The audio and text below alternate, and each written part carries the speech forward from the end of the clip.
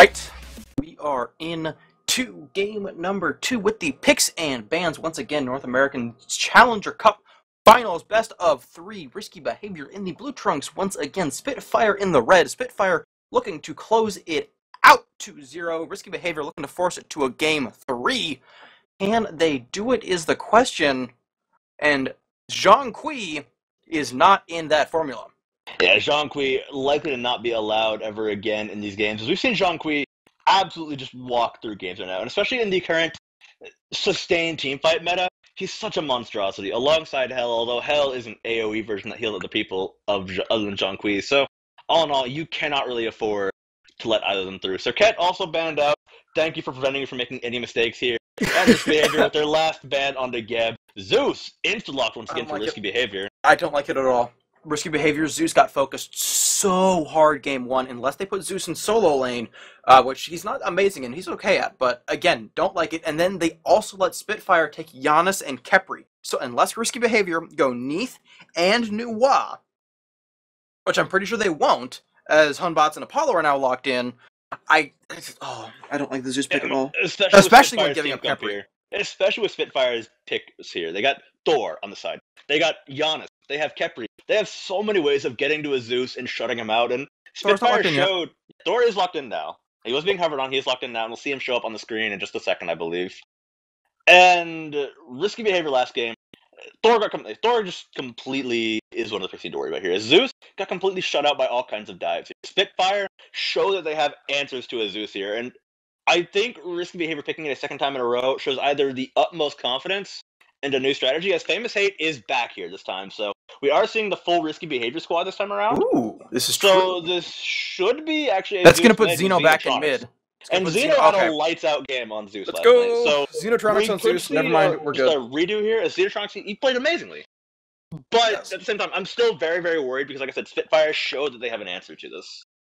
Indeed, Athena and Bologna banned out, so those are not pieces of the puzzle just yet. Now we're looking to Valentine for a carry and a solo laner, probably the AD carry Hunter here. Though Freya is an option. Again, I wouldn't necessarily go with a Freya in this pick, but she is still fairly popular right now, so something to consider. Still waiting. Spitfire really taking their time here with this pick. Again, the biggest reason that I would say that I want to see a Hunter get picked up is because you want to get that solo laner dead last, because that way you can hard counter whatever you want in that tier 5 position. Hou-Yi does get locked in. So again, is the curse of the Hou-Yi going to continue, as he has now lost every semifinals? We cast him in the quarters, we even cast him in the round of 16, and every single round Hou-Yi has lost so far. Every game he's been in, and not just that, he's lost fairly convincingly. His team has lost very convincingly in every game so far. So, I mean, I did say that I expect this to go the full 3 rounds. Will this come true? As if the Hou-Yi curse continues, I'm gonna go ahead and say I'm right. Especially with Xenotronics back in not only the mid lane, which is good for him, but then also Anna on his Zeus is wonderful. Naja does get picked up by Crazy Toaster. Skilodon picking up Sobek, making me think this is going to be a solo Naja, seeing as Hunbots has already been picked up. Now, Crazy Toaster on Naja, very, very niche pickup, but it is something that we have seen Crazy Toaster play before. Yeah, and we also could see it as a possible jungle option here, as we could definitely see Crazy Toaster play when he's assassin. It's very likely to see Crazy Toaster playing an assassin jungle here. Either Naja, either Naja or Hunbots, and I think either way he'll be good here, but I'd like to see the Hunbots be in the jungle as that team fight key for these fights here. And there we go, Skilodon is on Hunbots right there, so everybody's actually on some fairly comfortable picks here on the side of Risky Behavior. Yeah, and then Spitfire locking in Osiris last. Spitfire looking for a 2.5 protect, 2.5 Thor, diving into the back line for disruption and off of his ultimate, etc. is a good relative frontline character. Again, he's in the late game. In the early game, sure, he can blow you up, but late game, he transitions into a bit of a frontline tank. Giannis and Hou-Yi looking for the damage, then Khepri and Osiris looking to soak damage in the front line as well as displace. Also, Osiris in the 1-to-1 matchup, Osiris up against Naja. Osiris can do reasonably well. Again, there are some questions because I haven't seen it done before, nor have I played in it. there are questions involving how well it will work, but Osiris is a comfort pick for Ballantyne, I would say. So overall, risky behavior, once again, looking for the 2 Protect 3 as well, Sobek and the Hunbots, excuse me. Or excuse me, no, Sobek, really the only person who can frontline Hunbots for displacement, and then you need to keep Apollo and Zeus alive. Naja can ult in, take somebody up, you can then drop the Zeus ultimate down, and the person takes 1 or 2 ticks, but then again, you would kind of like them to be dead off the Naja ultimate, so there's a lot of variables involved, so we're going to probably just have to wait and see. Wait and see is usually the best approach, though. Otherwise, I think this game is just going to be a fairly interesting one, and I definitely think, just based on the picks and bans alone, and what we saw last game, we've got a very good chance at going to a Game 3 here, and honestly, I love a lot of exciting game targets, so anything final to say before we move on? Hold on to your pants and get some water. This is going to be a crazy one. Smite North American Challenger Cup, Risky Behavior and Spitfire, brought to you by hi-rez Studios and Tier Monster. We'll be back in about 2 minutes. Don't go anywhere. Alright, welcome back to the action. Game number 2, Risky Behavior, trailing 0-1 in this best of 3. Mollusk about to get caught out here, probably pretty badly. Overhand smash will connect. He's trying to juke as best he can. Wubbin finds the plucky, and this is almost a guaranteed first blood. Teleport just in time, but we could see a full-blown skirmish coming out any second now as Ballantyne joins the party, mostly just tossing the flail right there, and nothing else happening there. As a close call for risky behavior right there. Same goes for Spitfire, almost losing the Mollusk at minute 1. Indeed, excuse me. So we will be seeing a small skirmish.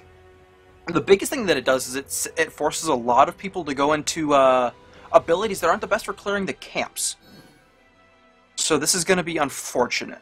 Again, that'll be fine, but it's something to note. It's going to change up the level 1 starts a little bit, mostly. Things might be a little bit slower than usual, so it's not going to make a crazy impact on the pace of the game, where like we'll see some invade come out from maybe risky behavior, or it'll just slow down the game and we won't really see anything crazy come out for a couple of minutes here. As level 2 will be reached, so it's not going to impact these multiple levels that much, but it will definitely impact the start and slow it down quite a bit.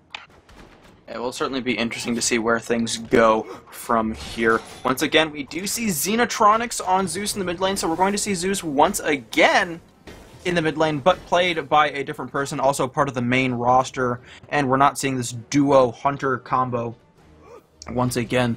So it'll be interesting to see where things go. Skeleton and Xenotronics do get to the right camp much faster, and maybe able to actually get the left camp as well. Yeah, especially with Zeus, they've got a good shot at contesting this here. That shield is such a bully threat early in the game here. Now Xeno in position here. We saw the square off actually last night once again, but Mollusk, he's going to break the stalemate early, but he's trapped inside the shield. The Chain Lightning doing a ton of work. Deadly Midget has to portal out to safety there, and Risky Behavior just abusing this early game power they have right now and abusing the zone potential here. Risky Behavior actually up 500 to start the game. Yeah, it'll be very interesting to see. Oh, hang on. Xeno falls into a portal here. Xeno could be first blood as the Mollusk claims a victim now. Looking for more though. Skeleton out the back as best he can. Spitfire return fire with a quick first blood there. And a really, really big risk pays off in dividends. Indeed, again, trying to shut down Zeus, very important. Something that Spitfire could not do in the one game where they let him through in the community event. So, on Thursday of that tournament, and I did not see them last night. So anyways, dual lane really quickly, Wubbin and Famous Hate applying some good pressure onto Left Syndrome and Turnip. Oh, no, never mind, Left Syndrome is going to miss the grab, so no hug bug for you. So, Mollusk is rotating over to the duo lane here, and we will see what happens, though, as once again, Wubbin and Famous Hate getting aggressive. This could be very, very bad for them. Yeah, just a disaster's about to strike here as Wubbin alone in the dark here, but actually, it's Famous Hate who turns it on the Mollusk here. Now looking for, well, actually the Left Syndrome right now is Famous Hate, showing off why Famous Hate and Apollo are synonyms for each other, it seems, and just like that, he turns the gank into a death squad and threatens a second kill off the back of it. Yep, so once again, just for those who are wondering, Famous Hate is back. Famous Hate was not in Game 1. So we saw Hoyi solo, Apollo played by Xenotronics, and Pomponius was in the mid lane. But now that Famous Hate is back, we will be seeing Zeus being played by Xenotronics, not Pomponius, as Pomponius has subbed back out and we will be seeing Crazy Toaster on Naja, not Hoi, as Hoi is on the other team. And there is no Circuit. Yeah, there definitely is no Circuit this time around, so I can't get that one wrong. Thank you, Target. But, I mean, Circuit could be in the box for all you know, but we don't know. However, mid lane, or dual lane, he's going to check here. He should find a kill here. Skilladon coming out big this game, as now Less Syndrome. He's already gone and dead. Solo lane fight breaking out once again. This Crazy Toaster actually able to go toe-to-toe with Valentine and come out quite nicely now, having a small level lead and doing a good job of rocking it right now. Indeed. So it's going to be interesting to see what happens here. Mollusk rotating back towards the mid lane, does have his ultimate available. We'll see if he wants to try and go for something, as there is a bit of a tight grouping here, but they are going to actually find him. He's going to have to teleport away from Wubbin and just be able to get away for now. Again, interesting situation. Everybody's kind of playing cautiously.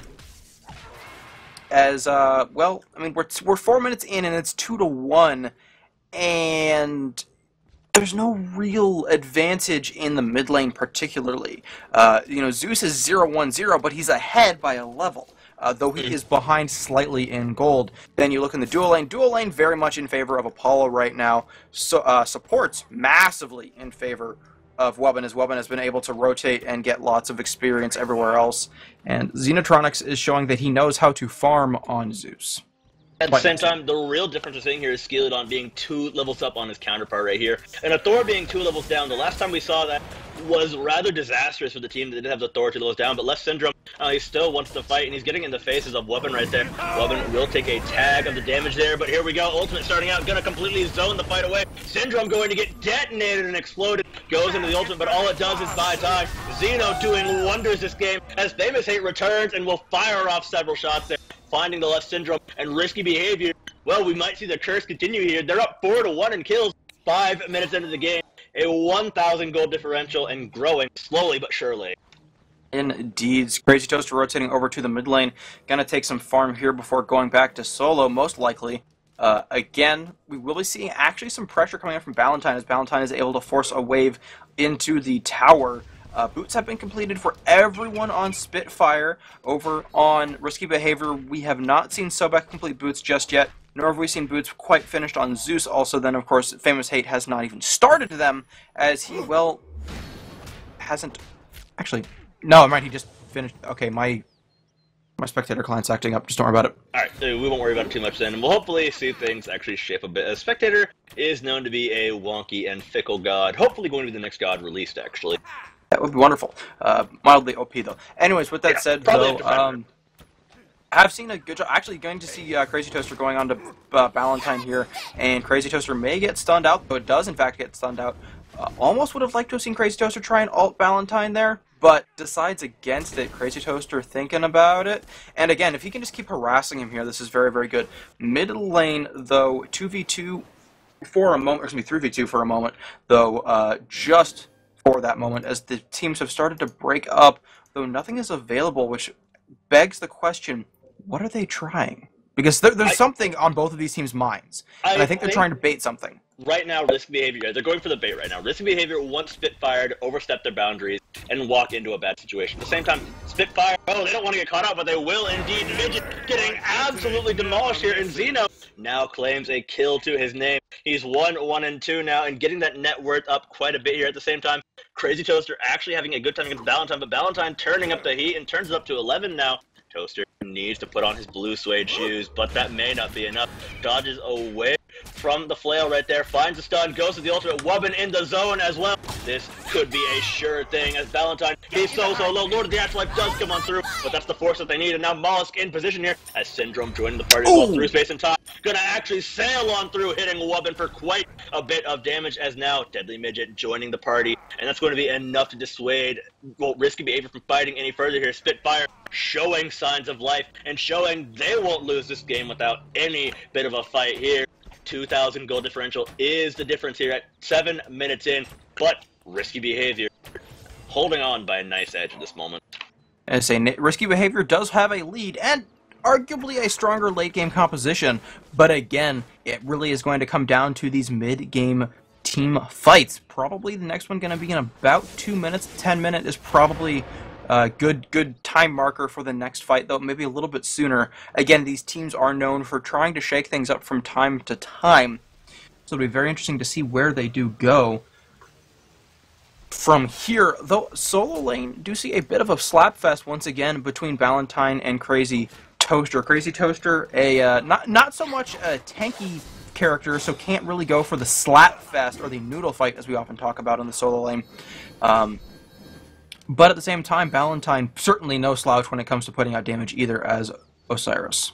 It's just such a really weird matchup here as both teams starting the deadly Gold Fury dance right now. It's like Osiris versus Naja. That's not a matchup you really expect to hear when you talk solo lane matchup here. And it's an oddball fun one to keep an eye on, but aside from ganks, I really think Osiris has the tools to keep himself safe here, and Naja will just keep his wave clear going on quite easily.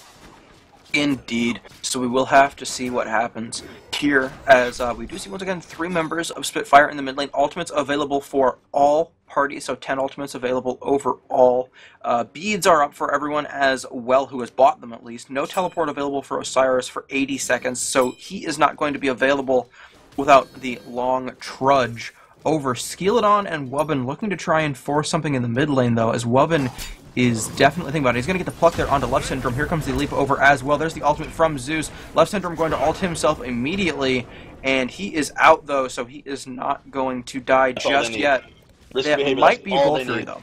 Yeah, that's all they need to secure the Gold Fury right here. No teamfight ultimate available for Risky Behavior right there. Most of the major ones of Spitfire are now down. Gold Fury going to burn fast, and Risky Behavior lose absolutely nothing. And they're going to walk away with a free Gold Fury right here. More than happy. 5-1 now is the score with a 3,000 gold differential and still growing. The pace has been picked up for Risky Behavior here as Hoonbots will drop the Fear No Evil. Now the tower siege slow and steady begins. But Spitfire, they are not done yet. Crashing down on the 2 here. An immediate beat from Xeno as up and away goes the Thor. The Moth's going to crash, burn, and die right there. As Crazy Toaster doing what he can to look for more advantages here. Crazy Toaster being an absolute monstrosity here. And now we'll see a bit of a back off here. But Skeleton still wants blood. He's looking for Valentine here, but the bandages will prevent any kind of further engagement. Now, Manola, Skeleton will try to back away from this one here as Wubbin getting lower and lower on health. They spot the objectives and instead opt to secure those rather than the kills. Yeah, so at this point, diving for those kills is very, very risky. And instead, they're just going to take their lead that they have, go back off, get the objectives that are, quote, theirs. Get their speed buff, get their blue buff, etc. Or blue buff will be coming up soon. Get, red buff for their mid laner. Get Xenotronics continuing to roll. Xenotronics sitting a solid level ahead of Giannis. Sitting about 500 gold ahead as well. Doing all right for himself. So, again, though, very easy to kill this current Zeus. It is easy to kill, but that doesn't mean it's a sure thing here. As Risky Behavior, they've got so many ways of punishing these deep dives into the backline here. And as long as Zeus lives long enough to get off his ultimate, he's accomplished what he really wants at this stage of the game. He divides fights, he sets up some huge damage, and he sets up an area that basically becomes a no-fly zone for the entirety of Spitfire, which is exactly what he wants. Definitely. I mean, if you can control the battlefield in this current stage of the game, and control where people want you to fight, then it's really hard to actually team fight well in Smite. I totally agree with you. Solo lane, nope, Slapfest. For now, at least. Again, we're in that awkward position where nobody wants to fight again. Risky Behavior is feeling comfortably in the lead, but they want to farm this lead. They don't want to force this lead because they understand that if they lose this fight, their lead could very quickly start to go away. This is a very slow but sure lead, as we do see an actual teleport to towers sitting on Thor right there, so seeing the teleport jungles actually start to become a lot more popular as Crazy Toaster will be actually forced to burn the ult for there. He didn't have to walk to the threshold, but here comes the monkey. Left Syndrome ready to dodge away from this one, so Moonbot's not quite able to find what he wants. Skeleton is looking to start up a fight as soon as he can here, as it looks like Spitfire. They're clustered around a tower here. 4 grouped up from Risky Behavior. This tower defense needs to go flawlessly, or they need to not happen at all here. Spitfire, they're backing off as best they can. Ultimate from Zeus coming down. Valentine's got to that. A huge detonate, actually. Finds the kill for Xenotronics there. And now Xeno doing wonders this game. He barely survives. The wall will block him, but the sun is good. Xeno will tick on down and fall to the Left Syndrome there. as we will see Apollo diving on in. He's out of mana, but he's still got the auto attacks here. The tower defense, I said it needed to go flawlessly, and it went all right here, but it can't stay on forever here. The toss back, the Mollusk, he's got nowhere to run, nowhere to hide, so he'll just teleport away to safety and get out of dodge, but risky behavior. Take the tower. They've taken a Gold Fury, and now a 4,000 differential sits between them and Spitfire. Indeed, and again, very, very well played there. Good Zeus ultimate being used as, again, that zoning tool. You put it where you don't want them to go, not necessarily where they are. Happened to be in a spot where they were as well, and he said, okay, that's about two hits, let me detonate as well, just to see if I can get any more damage off, and happened to get a kill. I think his plan was just to get them low enough to force them to back, but I don't know of anybody who will turn down a free kill in Smite. And then, of course, that tower defense was beautiful. Again, turn up a little bit late with his ultimate. I would have liked to have either seen him get sooner, and then go for the ultimate on top of them while they're still going for it, or I would want to see him not ult at all. So Crazy Toaster forced to beads out of that as Xenotronics comes in to provide a little bit of defense as well for his solo laner. Here's the real question of the game, though, Target. It's a very important one, too. Would you interrupt the sacred right of supportal combat to steal a kill away? Yes. You are a terrible person. You probably interrupt dance parties and assault. No, I don't. Ah, well, there you go. You respect one thing here, as now the game back to the slow point, as Target shows no respect for Knight, and no respect for potions, apparently, either, as risky behavior. They definitely want to try to start something up here with Spitfire, using their kit and abusing all the CC they have to force these disengages. Now, risky behavior, trying to pull out this Gold Fury bait. Spitfire, they know exactly what they're walking into. They don't have the timer, though, so risky behavior know this, and they're abusing this quite well. They know Gold Fury is respawning any second now. Spitfire going to try to call the bluff here, but you may not want to call this one unless they can get the tower here. Now grouped up, now looking for this tower. Lord of the Afterlife is prepared, so in goes Less Syndrome, tossed back by Wubbin here. Shield is out, but that's the zoning tool down. Skeledon actually gets Deadly Midget zoned away here. Skeledon airborne here. Mollusk will land next to Deadly Midget here, and the Gold Fury will simply tick on back and forth. Reset, and now back to being burned here. It looks like Spitfire, they want to try to find a way through, but they don't want to risk too much here. You'll see Kepri trying to find a route here. Ultimate's coming down across the board here. It's actually going to be a reset here inside the Spitfire before it can fall. As now risky behavior, looking for the fight here. They could actually find his Deadly Midget. He's in the ultimate, but it will be stopped just in time. No, he actually gets saved by the ultimate, but not for long here, as Skeledon will take him down. The rest of risky behavior looking to surge on through as Spitfire. They're on a full-blown retreat now. Gold Fury did get reset, but it's still easily claimed as the Mollusk joining the party here. Maybe not for long, though, as Famous hit will turn, he'll burn, and he'll grab a kill for himself there, as now Gold Fury back on the menu here, should be secured quite easily with nobody left to contest it, and now a full-on back off here. We should see this Gold Fury fall, but Turner in no real position to do anything. We'll simply bounce and try to get this buff here, but maybe the wrong call. Turner will be able to get out to safety, but his blue buff, not so much. Well, purple buff. That purple buff does fall. No more attack speed for Hou Yi. And this could be the dual lane tower as well if Famous Hate opts the back to spend his well-earned money. And Skeledon Wubbin doing this red buff for Xenotronics as he will be coming up the mid lane. Solo lane, though, we see Valentine pushing, trying to even things out at least a little bit in terms of tower pressure. But I don't think Crazy Toaster's too concerned right now. And we may actually be seeing a Game 3, as it's looking more and more likely, that not only is risky behavior playing beautifully, but Hou Yi is also cursed. Yeah, I'm fairly certain that he's cursed right now, and I mean, I also expect to see Zeus banned out next game. I mean, Xenotronics is just playing too well on him, using his tools effectively. His slash line may not show it, but Xenotronics is using the God's Kit incredibly well, zoning things out, and even though he hasn't the late game yet, he's getting to that point, and it's going to be painful, but the Mollusk plans to not stop until it's all done yet. Ultimate coming on through, preventing the chase on through. Lord of the Afterlife comes down. Xeno could fall here, but a great ultimate from Hoonbots will buy time and safety here as Skeledon and the rest of risky behavior, like you said, Target, playing so well as a team right now. Indeed, and that's what they were missing last game, was the peel for the Zeus. There was no way to save the Zeus. Well, if there's a Fear No Evil on your team, you drop it on top of the Zeus. The Zeus keeps walking, he's okay, and everybody around him from Spitfire trying to kill him. While Skeledon just kills Mollusk right there, as they can, and Famous Hate comes in middle lane as well, finishing off Left Syndrome, and now they will be able to take this mid tower for free. As I was saying, you can peel for the Zeus. Zeus is amazing. If Zeus has to peel for himself, he is in so much trouble. As we saw there, he had to burn both his beads and his Aegis at the beginning of that fight, and if he didn't have that pluck or ultimate from on bots, he would have died. Hands down. He would have died, no contest there, and that's the very unfortunate thing is now Crazy Toaster actually getting really aggro right here. We do see Famous Hate joining the party, raining death and destruction, as now the siege around the Tier 2 tower begins. The game is afoot as the teleports come out as well. Mollis, he wants blood, and he does smell it in the water right now as he lands a very solid wall. Double tap coming through as well. Valentine actually getting super aggressive here as Mollis crash land. Here we go, Fear No Evil fight kicking off into full gear here. But it looks like the red health bars are burning down fast as Risky Behavior. They start things off with a good kill on the Xeno here as Mollis is going to fall here. Suns will roll on through. Wubbin still barely surviving a Skeleton claims the Deadly Midget. Another kill goes the way of Wubbin right here as it looks to be a 5-0 as Valentine, he's trying to buy some time. But Xeno finds his double right there. The Syndrome, the only man standing, being zoned away by Crazy Toaster here. Not actually going to be falling that fast here as Toaster needs to play this one safe. Minnie's doing so much work here. Up, and away goes the left Syndrome here. Falls back down.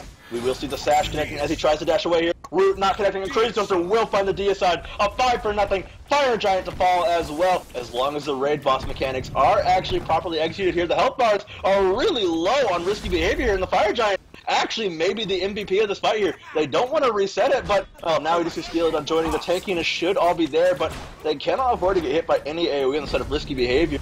And now we should see this fall. If through space and time is available, that could have been a kill. Here it goes, coming on through, barreling into nobody, but the Fire Giant there, and Risky Behavior will secure the Fire Giant for themselves there at no cost just yet, and maybe we will see Deadly Midget lose his life, but the portal should be good. Portal is good, he does disengage. Skeleton getting there just in time. Luckily, again, we're in Season 2, meaning that the Fire Giant, when he resets, doesn't reset completely. He resets and then starts to scale back up, meaning that it reset for a moment. They lost some of the damage done to it, but it's not like they lost all of it, so they were able to complete the Fire Giant while resetting it for the moment, so the players who were too low to continue tanking could get off of it. Yeah, doing whatever they could there, and those health bars got dangerously low there, as raid boss mechanics are very important, so train your kids up on these mechanics as best you can. Until then, now Risky Behavior completely in the driver's seat. The Hu Yi curse seems to be all but confirmed at this point. It's going to take an absolute miracle out of Spitfire at this point to turn this around into, well, a 2-0 finish. But Risky Behavior, they have sure as hell earned this victory if it does come through. Risky Behavior have done a very, very good job so far this game, and are just really being very, very consistent. Okay, you know, gonna push, take a tower, you know, rotate, take another tower, and they've taken all the Tier 1 towers before starting the Tier 2 towers. They see that Valentine is all the way over in the Soul lane. Valentine, of course, does just TP in. They say, that's fine. Now John's going to take him up into the air when Najat is CC Moon. Woman going to get sent out a bit. Woman is in some trouble. Thor backside could try and finish off the Crocodile, but the Crocodile is going to hang out in the knot for a bit. Does finally fall to the Mollis, but then Famous Hate turns around, auto-attacks him once, and then he does die. And now they are going to continue looking, as we do see Apollo in the sky, going to come down and go on to Valentine. Actually, Valentine was up in the Lord of the Afterlife and will be able to find. However, Love Syndrome does get CC'd out, and he does fall very quickly after a very successful CC chain, and now they will turn to finish taking the first Tier 2 tower of the game before rotating to mid. And they've got all the time in the world here. Crazy Toaster, proving why his name is Crazy Toaster here, going completely nuts on this Najah here. Will back away just a little bit here, trying to pull out a little bit of pressure as the rest of his team rotates around, securing every tower left in the game. And Risky Behavior going to extend this gold lead to an almost insurmountable lead right now, 12,000 in favor of Risky Behavior, and only growing larger now. A 19-4 kill differential right now, as we will see Spitfire lose their last line of defense against these Phoenixes.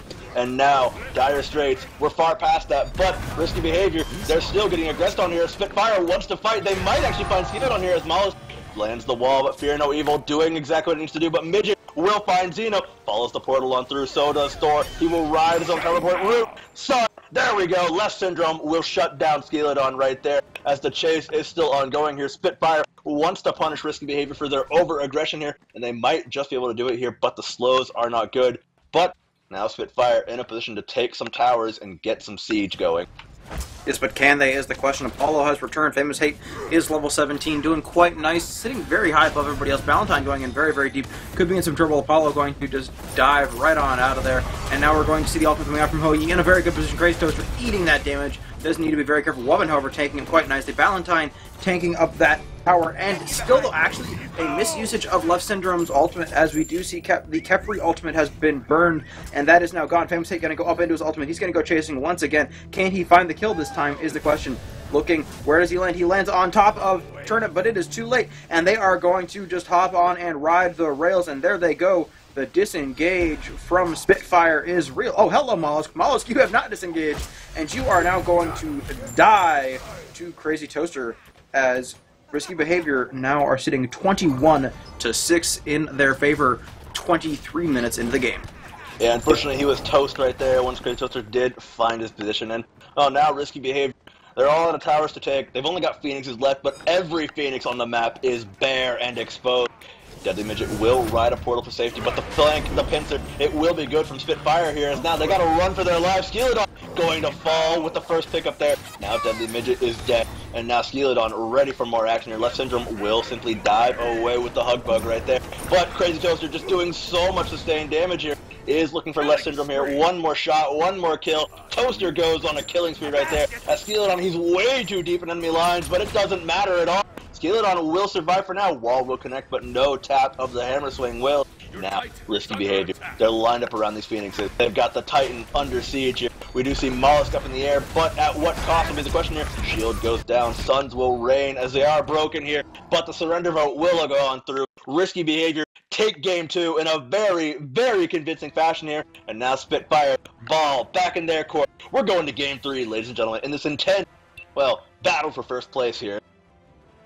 Indeed, it'll be interesting to see what happens in game number 3. Game 1, very decisively in favor of Spitfire. Game 2, very decisively in favor of Risky Behavior, and both of them ending in frustration forfeits, it looks like. You know, you see the surrender vote, and just they go, all right, fine, and then F6. And so it will be very interesting to see what happens next as we do get ready for game number 3. So we will be right back. As we said, this has been forced all the way to that last one, so it is now 1-1, all tied up, fighting for seed points, even though actually I think they are relatively set in stone at this point either way. But again, it's still pride on the line. So we'll be back with game number 3 in just a moment. Once again, this is the Smite North America Fall Challenger Cup, brought to you by hi-rez Studio and Tier Monster. We'll be back in just a moment.